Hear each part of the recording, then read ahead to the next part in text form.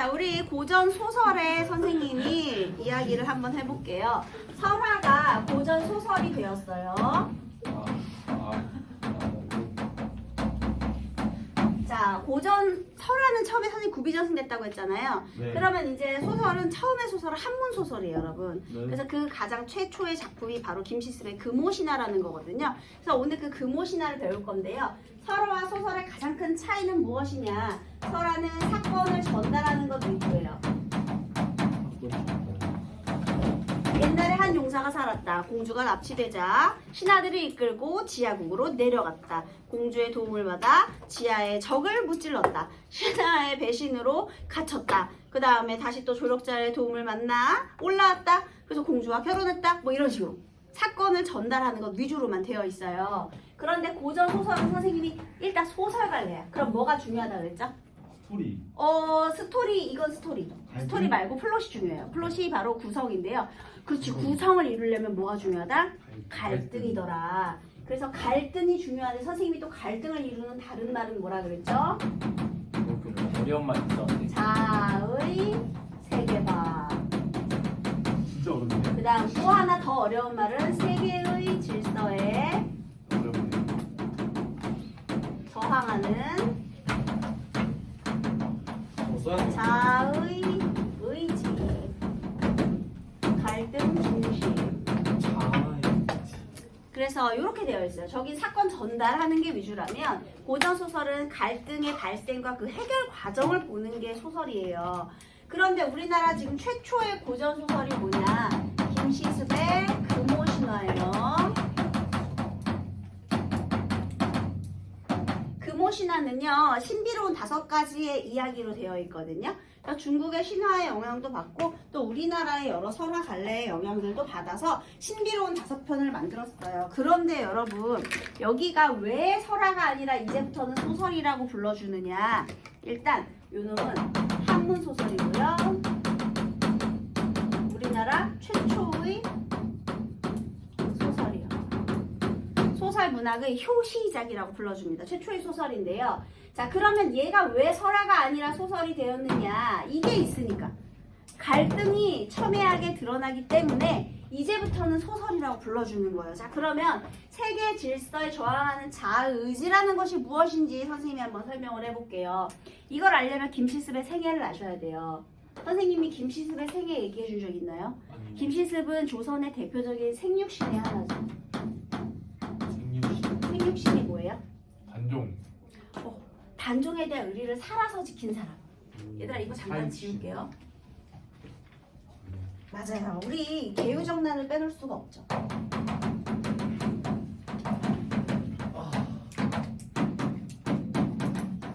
세종의 첫째 아들 문종, 그리고 둘째 아들이 수양대군이에요. 그리고 문종이 3년 만에 죽었어요. 단종이 왕위를 이었는데요. 얘가 12살밖에 안 돼. 그러니까 이 수양대군이 단종을 폐위시키고 본인이 세조로 등극을 했어요. 그러니까 얘들아, 원래 우리 조선은 명분이 되게 중요한 거 알지? 네. 명분 국가잖아, 성리학이니까. 근데 삼촌이 조카의 왕위를 그냥 뺏은 거야. 이거 쿠데타예요, 여러분. 그러니까 전국의 유생들 가만히 있을 수 있어? 안 되죠. 원래 적자계승해야 되는데 이 새끼가 지금 조카 왕을 뺏은 거 아니야, 그치? 그러니까 이게 있을 수 없는 일이야. 그래서 수많은 유생들, 이 신하들이 들고 일어났죠. 그래서 그 중에 이제 한 사람이 이제 김시습인데요. 김시습이 어렸을 때 3살부터 한시를 지었대요.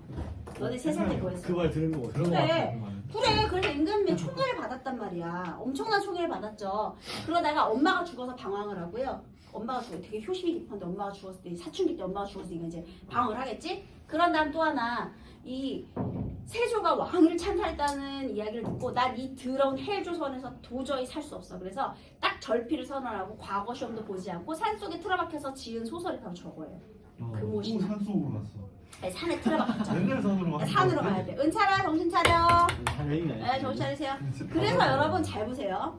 능력은 굉장히 뛰어나요. 능력은 굉장히 뛰어나지만 내가 이루고자 하는 바가 지금 이 세상에 없잖아. 그러면 내가 만약에 이걸 이제 소설의 인물을 한번 밑대 볼게요. 내가 어떤 사랑을 이루려는 대상이 이 세상에 있을까? 아니 없어요. 죽었잖아. 죽었네. 아, 그래서 귀신과의 사랑에 집착을 해요. 근데 얘들아, 바로 이거 그거야. 이거 했어요. 내가 그런 얘기 했잖아. 그게 이제 만복사 저폭에 나오는 거예요. 그지? 그게 뭐야? 세계의 질서에 저항하는 자아예요. 그래서 관직에도 나아가지 않아요. 귀신과의 사랑에만 집착을 하는 거야. 이해됐어요? 자, 그래서 요걸 가지고 한번 우리 이 만복사 저폭, 오늘은 김씨의 금오신화 중에서 이거 중에서 5개의 이야기 중에서 만복사에서의 저포내기 이것을 공부해 보도록 하겠습니다. 자, 부처님에서 부처님하고 저포내기를 할 건데 저포가 뭐냐? 마작이에요, 여러분. 마작. 아니면 주사위 내기, 아니면 뭐 윷놀이 내기 뭐 이런 거라고 생각해 보시면 되겠어요. 그래서 저포로 내기를 했다 이렇게 생각하시면 되겠는데요. 자, 요거 앞부분의 줄거리부터 한번 읽어볼게요. 남원에 양시성을 가진 선비가 살았다.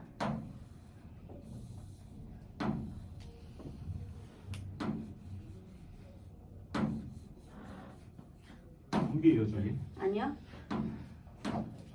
도깨비? 철권에서 부처님 되게 있었는데. 부처님. 부처님. 네, 부처님이요. 잘 그렸죠? 딱 부처님 같죠? 자, 양생은요. 만만. 여러분, 양생 사실 있잖아요. 얘가 조선에 굉장히 흥이 없죠. 그래서요. 산타예요? 이 모든 라디오. 설정이 고려로 돼 있어요. 아. 그래서 이 갓을 그리지 않았습니다.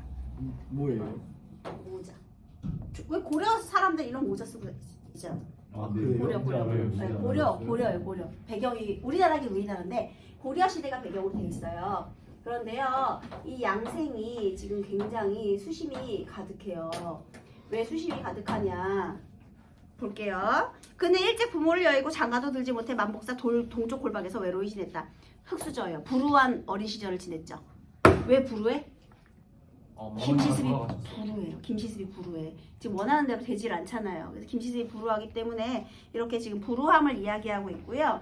그 다음에 우리 옛날엔 결혼하려면 누가 짝을 지어주죠? 부모님. 그렇지. 왜냐면 남녀간의 만남이 아니라 집안의 결합이기 때문에 부모님이 짝을 지어주셔야 된단 말이에요. 근데 부모가 없어. 그래서 얘가 원하는 사람을 만나지도 못하는 상황이에요. 흑수저로 태어난 것도 억울해 죽겠는데 결혼도 못한대. 근데 어느 날 밤 양생이 배필이 없음을 슬퍼하며 시를 읊조리다가 얘가 또 능력은 있어.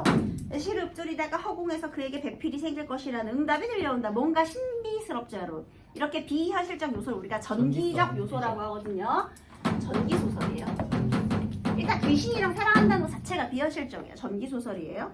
이 말을 들은 양생은 이튿날 불상 앞에서 소원을 빈다. 제가 오늘 부처님과 저포놀이로 내기를 하려고 합니다. 자, 저포 내기를 해요. 자, 이 저포놀이는요, 소원을 비는 매개체가 되겠죠. 이걸 통해서 양생의 소원을 제시하는 거예요.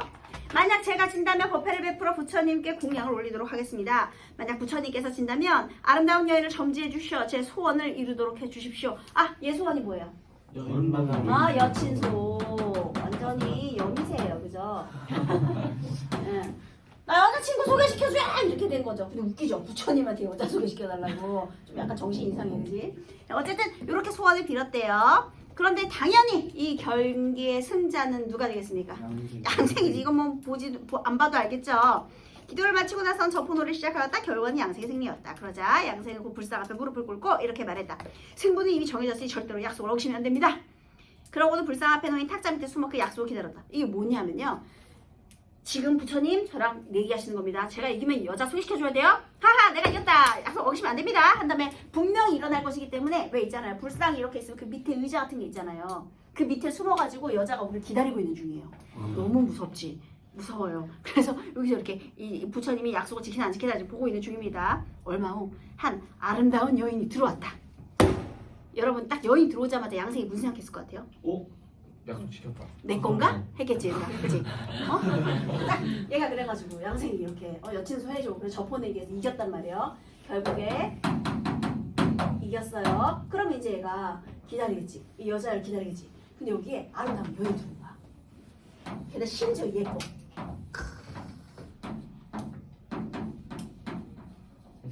콩지 팥지? 네? 짠거 같아. 예쁜 여자 이번에. 예쁘잖아. 예쁜 여자 좋았어. 모델이죠. 모델이 아니야. 눈썹 그려주면 되잖아 이렇게. 네, 어쨌든 예쁜 여자 좋았어요. 네. 자 보세요. 그 다음에 여기에 나이는 15이나 16쯤 되어 보였다. 머리는 곱게 따내려고 화장을 10개 했는데 용모와 자태가 아름다워 마치 하늘의 선녀나 바다의 여신과도 같아 바라보고 있자니 위험이 느껴졌다. 얘들아 여기 외양묘사가 등장했죠. 네. 근데 그 외양묘사가 좀 신비롭죠. 네. 왜 신비롭냐? 귀신이니까. 아, 귀신. 이런 거 암시하는 거야. 선녀나 무슨 바다의 여신같이 뭔가 신비로운 분위기. 저기 여인이요? 네. 그래서 거기 외양묘사, 화살표, 신비로움 이렇게 적을까요? 여기에 외양묘사. 그 신비스러운 아름다운 여인이 하나 등장을 했습니다. 네.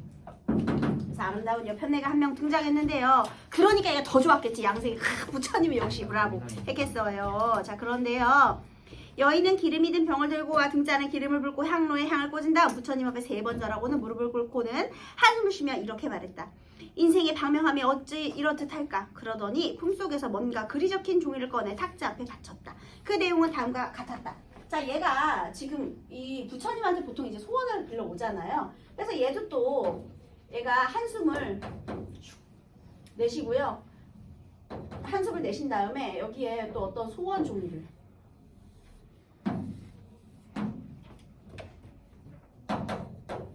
이 적힌 종이를 이렇게 써서 냈답니다. 그리고 그 내용을 한번 볼게요. 아무골 아무 땅에 사는 아무개가 삼가 올립니다. 지난밤 변방이 무너져 왜구가 침략하였습니다. 창과 칼이 눈앞에 가득하고 위급을 알리는 봉화가 한 해 내내 이어졌습니다. 집들은 불타고 백성들을 잡아가니 사방팔방으로 달아나고 도망쳐서 친척과 하인들도 모두 흩어졌습니다. 얘들아 당대에 이렇게 전란이 끊이지 않았다고 해요. 특히 이제 우리 조선시대 때 외적이 자주 등장했었잖아요. 그치? 임진왜란 이전에도 계속 왜구가 침입 많이 했잖아. 그런 시대상이 반영된 거예요. 저는 버들처럼 연약한 여자인지라 멀리 달아나지 못하고 깊은 규방에 들어가 여인의 방을 규방이라고 해요. 네. 근래 그윽한 정절을 지키고 도리에 어긋난 일은 하지 않은 채 뜻밖의 재앙을 피했습니다. 얘들아 도적들이 쳐들어왔어. 네. 그런데 내가 방에서 나의 정절을 지켰다는 건 나 어떻게 했다는 거예요? 가만히 있었다는 거 아니에요, 그러면? 아니 숨어 도적이 있었다. 쳐들어왔는데 내가 정절을 지키려면 나 어떻게 해야 돼? 숨어 있어야죠. 자살? 맞아요. 자결로 정절을 지켜낸 거예요. 지금 그 얘기 이렇게 한 숨어 거예요. 있던 재미가. 여기 있잖아요. 숨어있는 아 숨어 있어도 버들처럼 연약한 여자래잖아. 그럼 자기 몸 지키려면 자결밖에 없는 거야. 그래서 재앙은 피했지만 죽어버렸죠. 자 그래서요 정절을 지키고 도리에 어긋나지 않은 일을 하지 않은 채. 그래서 지금 이 안에는요 본인의 그 처지가 요약적으로 제시가 된 거예요. 내가 그동안에 어떤 일이 있었는지 정절을 지키기 위해서 죽었다 이런 내용. 그래서 이 인물의 처지가 요약적으로 제시가 되어 있죠. 그 다음에 부모님은 여자가 절개를 지키는 일을 옳게 여기셔서 외진 땅 외진 곳의 풀밭에 임시 거처할 곳을 마련해 주셨는데 그게 뭐겠니? 무덤이겠죠. 제가 그곳에 머문 지도 이미 3년이 지났습니다. 한마디로 돼진 지 3년. 그러나 달 밝은 가을과 꽃피는 봄을 보며 헛되이 세월을 보내는 것을 가슴 아파하고 지금 한창 사춘기잖아요. 한 16, 15 니네 나이 때쯤 된 거잖아. 와가지고 얘가 얼마나 외롭겠니 지금. 그래서요 떠가는 구름처럼 흐르는 시냇물처럼 무료한 하루하루를 보낼 따름입니다. 텅 빈 골짜기 깊숙한 곳에 숨어 지내며 기구한 채 운명에 한숨 짓고 좋은 밤을 홀로 보내면서 오색빛깔의 난새가 홀로 추는 춤에 상실하였습니다. 얘들아 오색빛깔의 난새 전설의 아름다운 새인데요. 걔가 지금 혼자 춤추고 있죠. 네. 그럼 이 난새가 누구의 처지를 빗대는 거야? 본인 죽었어요. 그치? 본인의 처지를 난새에 빗댔네요. 그래서 네, 그런 거 거기 나눠주네요. 난새에다가 동그라미 하시고요. 여인의 처지 이렇게 적으세요. 왜냐면 혼자 추는 거니까. 외롭다는 거죠. 세월이 흘러 제 혼백이 사라지고 여름날 겨울밤마다 가슴이 찢어집니다. 이러한 저를 봐봐 혼백도 사라졌대잖아. 그러니까 이게 죽었다는 뜻이에요. 이러한 저를 부처님께서 불쌍히 여겨주시기를 간곡히 바라옵니다. 사람의 세계는 미리 정해져 있고 업보는 피할 수 없습니다. 저의 얘들아 여기서 사람의 생애가 미리 정해져 있대. 이거 무슨 세계관이죠? 운명론적 세계관이에요. 저의 기구한 운명에도 인연이 있을 것이니 하루빨리 배필을 얻어 기쁨을 즐기도록 해주십시오. 이토록 지극히 간절하게 기도를 저버리지 말아주셔서. 얘들아 그러니까 결론적으로 지금 지 소원이 뭐예요? 달려가는 거. 남친 소지. 아 배필해달라잖아. 남친 소 얘들아. 헐. 양생이 지금 일단 이 여자를 보고요. 깜짝 놀랐죠. 내 건가? 했잖아요 지금. 너무 예쁜 애가 들어와가지고 지금 굉장히 지금 발그레 기쁘단 말이에요. 그런데 이 내용을 알아 몰라? 몰라요. 아직은 몰라. 왜냐면 이거 그냥 지금 종이에 적힌 내용은 우리가 여기 서술자가 설명해줬기 때문에 아는 거지. 얘가 이거 얘 입으로 말하지 않았어. 아직 모르는 거예요. 근데 양생이 어떻게 했느냐? 여인은 소원이 담긴 종이를 던지고 여러 번 소리내어 슬피 울었다.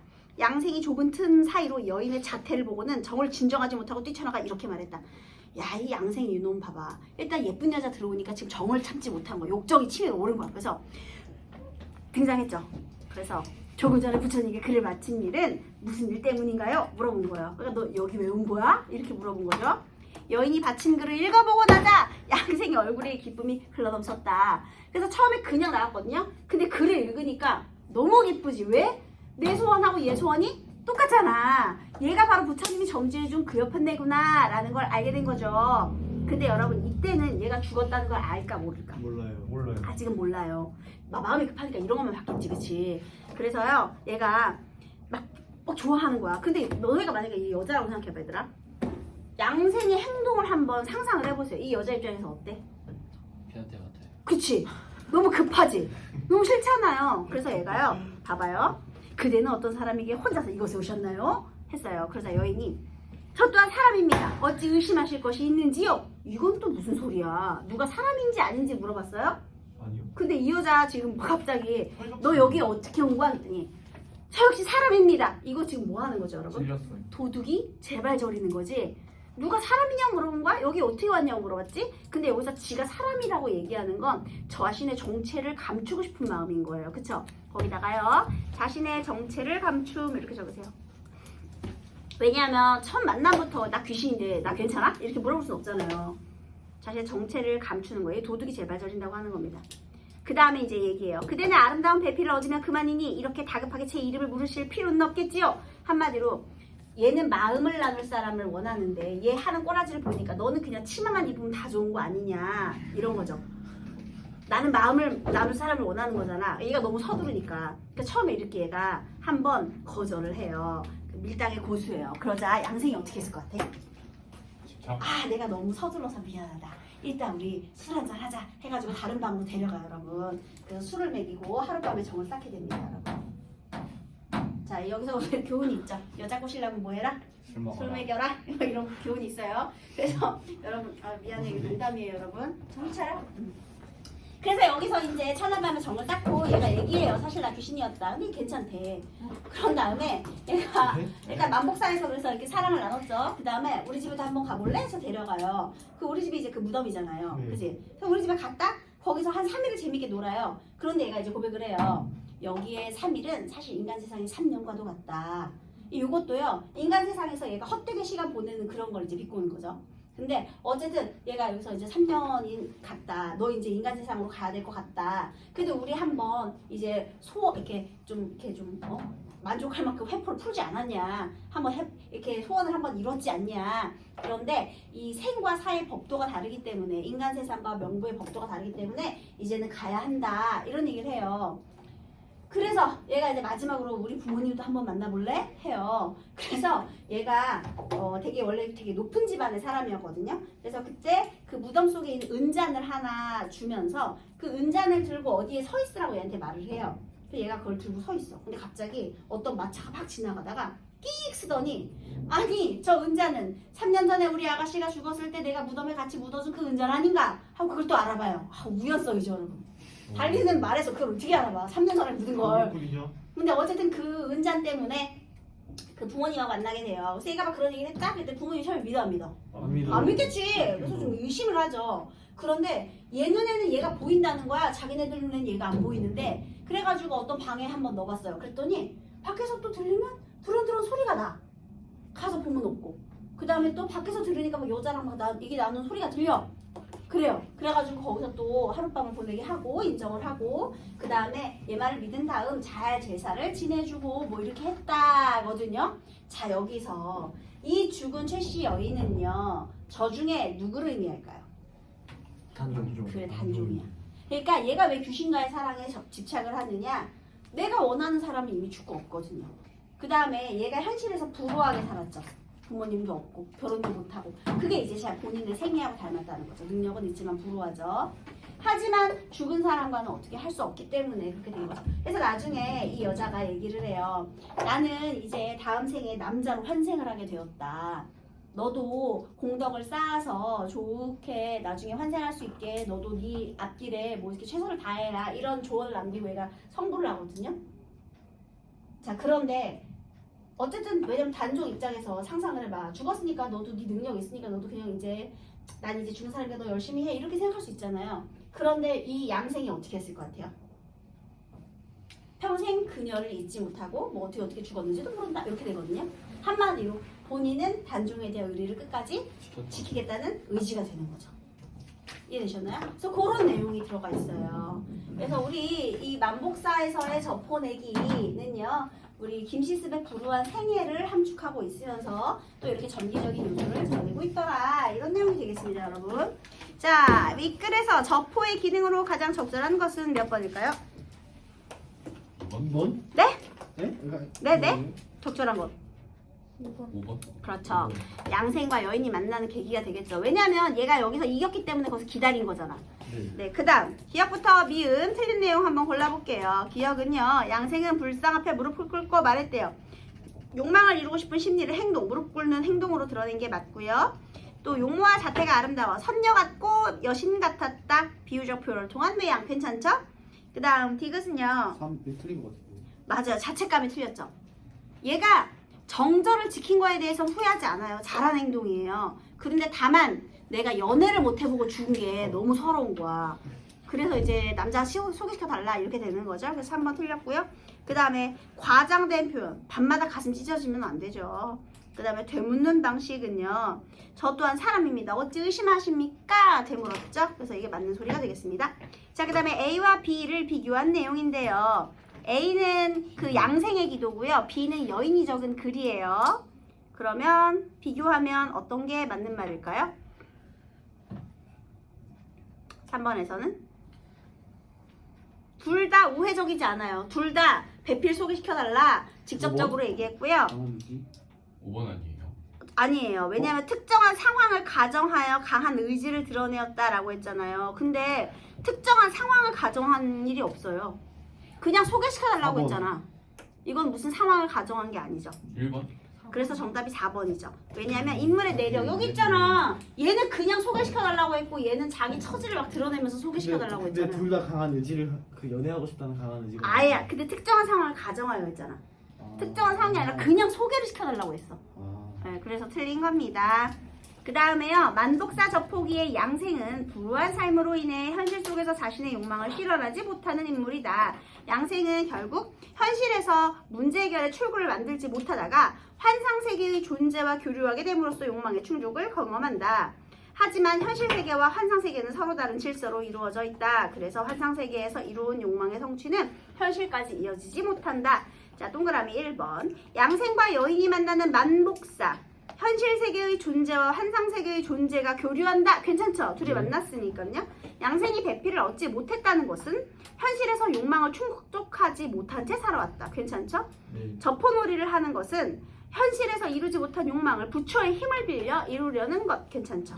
양생은 현실 세계의 존재, 여인은 환상 세계의 존재라는 점에서 만남은 오래가지 못할 것이라는 걸 알 수 있다. 그쵸? 왜냐면 서로 다른 질서니까. 네. 오래가지 못하죠.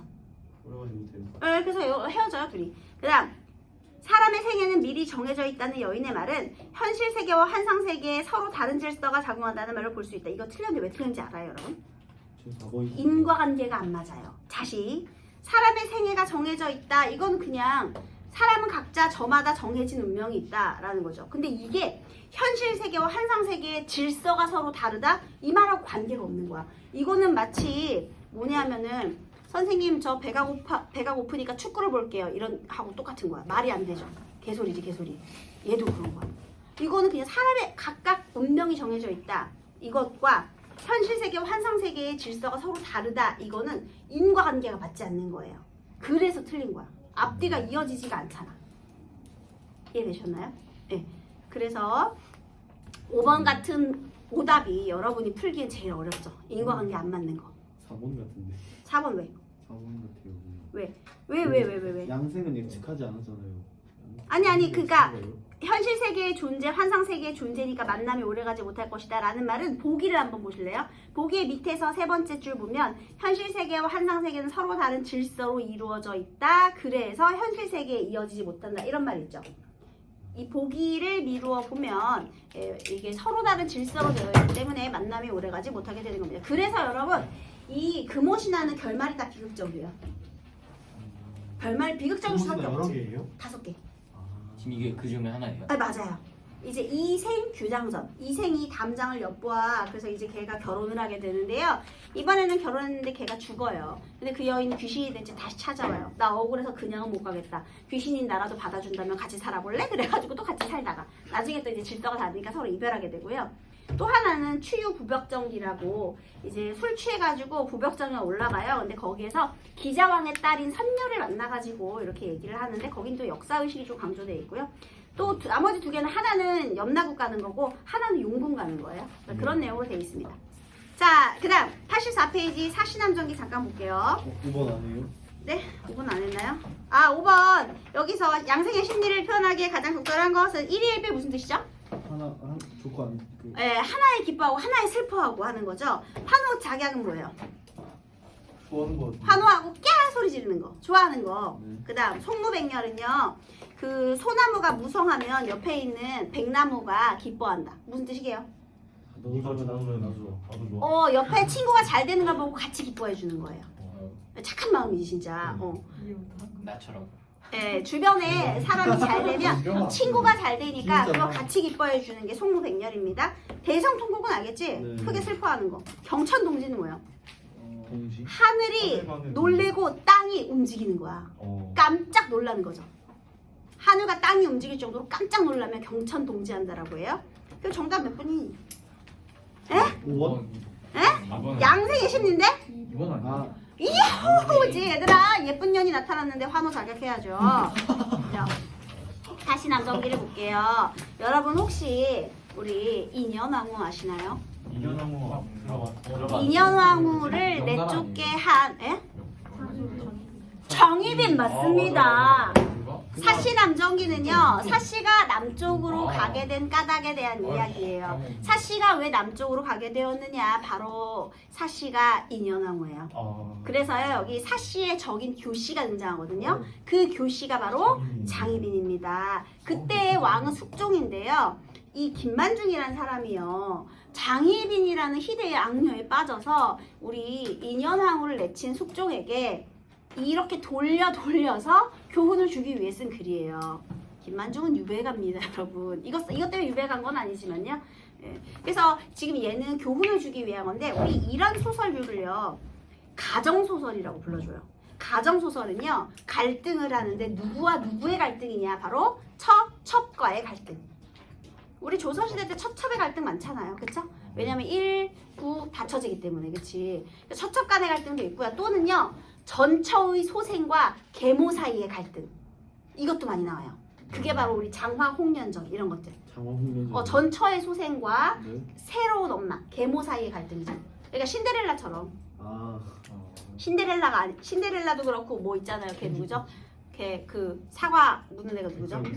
백설공주처럼 그런 게 전부 전처의 소생과 그 다음에 새로운 엄마, 계모 사이의 갈등도 많이 나오고 처첩 간의 갈등도 많이 나오거든요. 그래서 이거는 왜 이런 소설이 조선시대에 많았느냐, 유교사회이기 때문에 화목한 가정을 이루라는 교훈을 담아 나중에 결국 착한 사람이 승리하는 그런 내용으로 돼 있어요. 권선생하고 돼 있거든요. 그래서 이런 가정소설류에 되게 많았더라라는 겁니다. 자, 그 다음에 우리 86페이지 펼쳐보세요. 홍계월전. 홍계월전은요, 이건 교과서에도 실려 있어요. 지금 선생님이 이렇게 줄거리를 조금씩 다 얘기해 주는 이유가 있어요. 우리 저 고전소설은 또 요거 끝나고 나서 3차 검사할 때 이거 숙제가 다 나갈 거예요. 그래서 지금 다 들어주는 거야. 홍계월전은요, 여러분, 이렇게 해서 오늘 고전소설 끝이거든요. 자, 홍계월전은요, 홍계월 이름 딱 들어보니까 성별이 뭘 것 같니? 여자. 여자일 것 같죠?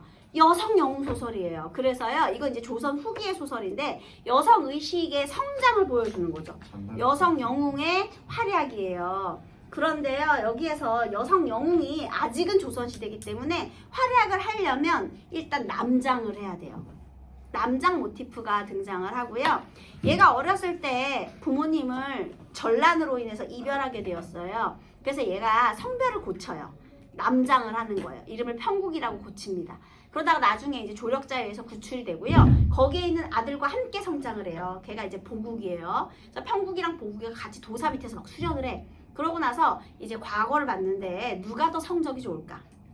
그 여장 아니야? 맞아요. 우리 홍계월이가 조금 더 성적이 좋아요. 과거 급제를 합니다. 그래서 이제 전쟁에 나아가게 됐는데요. 이제 홍계월은 장군이 원수예요. 그 다음에 그 같이 일을 하던 원수가 장군이라는 뜻이에요. 이게 명나라에서는 원수가 장군이거든요. 그리고 나서 보국이는 이제 부군장. 그러니까 이제 얘가 장군이면 얘 신하로 같이 이렇게 전쟁에 참여를 하게 돼요.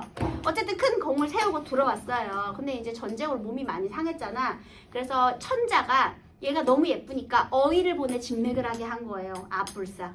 어이가 진맥을 해서 어떻게 됐을까? 여자에게 되나요? 맞아요.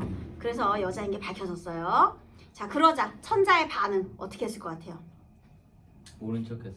아니요. 어머니가 보국이랑 결혼해야겠네. 결혼을 시켜요. 여러분, 보국이 입장에서 군대 선임이 마누라가 됐는데 좋겠습니까? 아니요. 둘이 사이가 안 좋아요. 그래서 얘는 또 애첩이 있는데요. 그 애첩을 우리 이 홍계월이가 죽여버려요. 왜냐면 눈을 예쁘게 안 떴거든요. 그래서 언니 저 마음에 안 들죠? 했더니 잘라버린 거죠. 그래서 목을 단칼에 베가지고 죽였어요. 더 부부 사이가 안 좋아졌겠죠. 그래서 둘이 안 좋다가 또 한 번 전쟁이 일어나요. 근데 이 전쟁을 해결할 사람이 없으니까 다시 나라에서 홍계월을 부른 거야. 그래서 이번에도 또 군대 선임으로 또 출전을 하죠. 그런데 이번에는요, 우리 보국이가 어려움에 처했을 때 홍계월이 걔를 구해줘요. 그래서 둘이 화해를 하게 됩니다. 자기 목숨 구해줬으니까 이제 깨갱하면 안 되겠죠. 근데 이런 장면에서 어찌 그러고도 네가 속이 그렇게 좁은데 남자라 하리오 하면서 막 조롱하는 장면도 나오고 그러거든요. 그래서 여성의식의 성장을 보여주는 소설이기도 하고요. 그 다음에 당대에 이 소설이 너무 인기가 많아서 옛날에 이제 이게 한글 소설이거든요. 근데 인쇄술이 발달하지 않았잖아. 그래서 조선시대의 여인들이 이거를 필사해가지고 처음부터 끝까지 다 필사해서 그 필사본을 갖고 다니는 게 유행이었대요. 그 정도로 인기가 있었대요. 우리 막 포카 소지하듯이 조한 연애 포카 소지하듯이 그림으로 그려가지고 평국이의 그 활약 장면을 막 그림으로 그려서 집에 걸어놓고 막 그랬다고 하네요. 그 다음 박시전. 여러분 박시전 다 아시죠? 이거 배웠잖아요. 그렇죠. 근데 이제 박시전 이건 전반부와 후반부가 조금 차이가 나죠. 전반부에는 얘가 이제 허물을 뒤집어 쓰고 있어가지고 그치 다 구박을 받는데 갑자기 이제 허물을 벗더니 아름다운 여인이 되는 장면. 그 다음에 여러분 이 박시전의 창작 의도는 뭐예요? 병자호란 정신승리. 맞아요. 그게 뭐냐, 민족의 보상 심리가 작용한 거죠. 정신승리. 맞아요. 우리가 진 전쟁인데, 야, 우리 삼전도의 그룹 들어봤죠? 네. 우리 인조가 머리에 피가 나도록 그 청나라 용골 때, 그러니까 청나라의 장군한테 우리 머리에 피가 나도록 이렇게 절을 했단 말이에요. 청나라 왕한테 절한 것도 아니야. 장군한테 절을 했단 말이야. 얼마나 군신의 관계를 맺어. 우리나라가 신하가 되기로 했단 말이에요. 얼마나 자존심 상해. 왕인데. 그래서 이제 민족의 보상 심리가 작용하고 이제 민족적인 의식을 고취시키기 위해서 이렇게 허물을 쓰고 별 볼 일 없던 박씨였잖아. 네. 그렇게 작은 여인한테도 당하는 청나라의 군대의 모습을 보여줌으로써 우리 정신승리를 하게 한 거죠. 그 다음에 최고운전은 뭐냐면요, 여러분 혹시 신라의 최치원 아시나요? 알죠. 최치원이 원래 신라에서 몇 두품이었게요? 육두품.